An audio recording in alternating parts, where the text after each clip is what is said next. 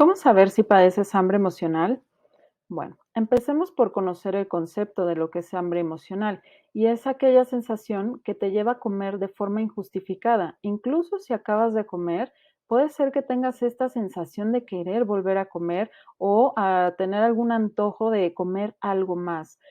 Y el hambre emocional se activa por un estímulo interno o externo que produce determinada emoción en la persona.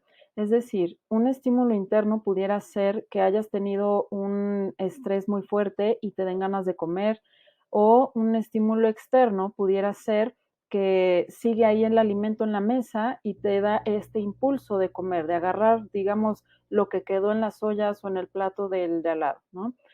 Y, la emoción de la persona tiene muchísimo que ver en este acto de agarrar ese alimento.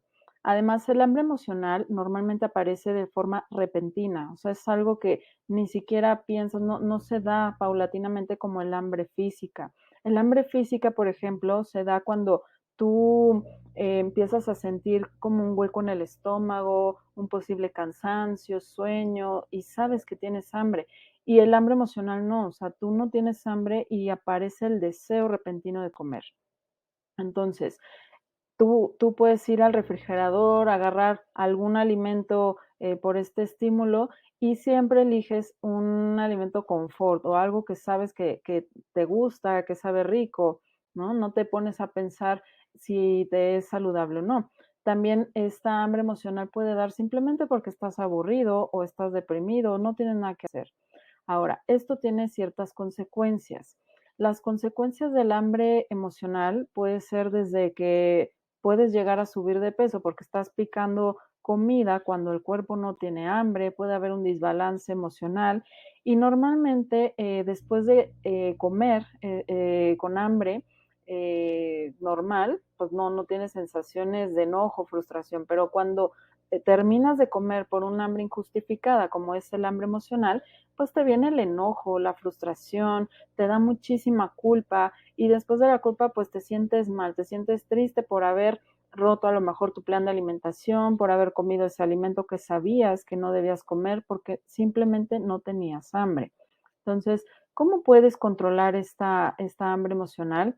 En primer lugar, tienes que hacerla consciente, tienes que saber que la tienes. Muchas veces se nos hace normal estar picando el alimento después de comer, el alimento que queda en la sobremesa, estar picando del plato del de al lado, estar comiendo simplemente cuando nos ofrecen algún alimento y no tenemos hambre, o se nos hace también muy normal comer por aburrimiento o asociado, por ejemplo, cuando vamos al cine o, o viendo una película, aún sin tener hambre.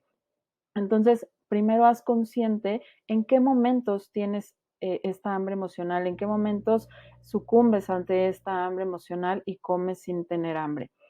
En segundo lugar, tenemos que aprender a planear lo que vas a comer. O sea, si ya comiste tus alimentos normales, o sea, tienes que tener este plan de, bueno, yo normalmente hago 3 comidas al día, entonces planeo mis 3 comidas al día. Y si se me presenta una entrecomida, pues ya sé que es hambre emocional.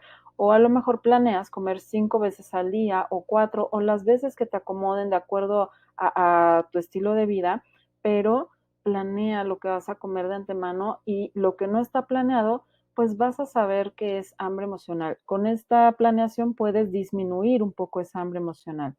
Otra cosa que puedes realizar es darte el permiso de comer y disfrutar tus alimentos. Muchas veces el hambre emocional aparece porque tienes emociones de estrés, como veíamos que era un estímulo interno, y este estrés te hace comer. Entonces, este estrés puede ser incluso provocado porque tienes un hambre mental, es decir, te quedaste con antojo de algún alimento que no te diste permiso de comer, te estresaste por esa razón y por las cuestiones que pasan en tu vida y entonces terminas agarrando el primer alimento que se te pone enfrente. Entonces date permiso de comer, de disfrutar tus alimentos, come despacio y esto te va a ayudar a sentirte satisfecho sin necesidad de comer algo más. Y pues es un reto, yo sé, dejar de comer por emociones, por muchas razones, porque el hambre emocional es ya tan común y a veces la vemos tan normal que esto es un reto, pero verás que con el tiempo y aplicando algunos de estos consejos puedes disminuir tu hambre emocional.